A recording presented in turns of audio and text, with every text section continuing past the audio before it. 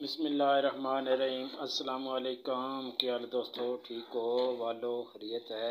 अच्छा दोस्तों, आज चाह बन रही है गुड़ वाली। इसना बनाने का तरीका है मैं थोड़ा दसना।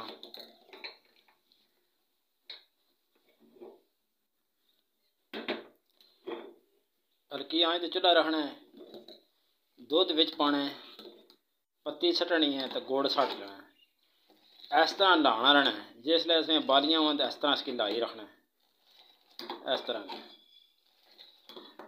इस नाल एक गुड़ जो भी हल होवे सी तो चाह भी सही पकसी। देखें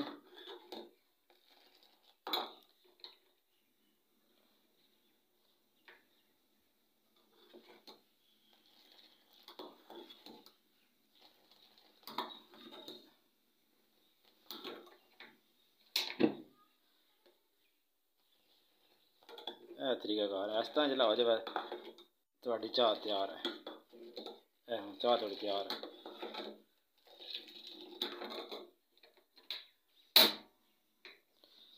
एक बाली आई है, कम से कम 2 बालियां या 3 बालियां तो बस चाह पक जैसी। देखें इस तरह होनी चाहिए चाह।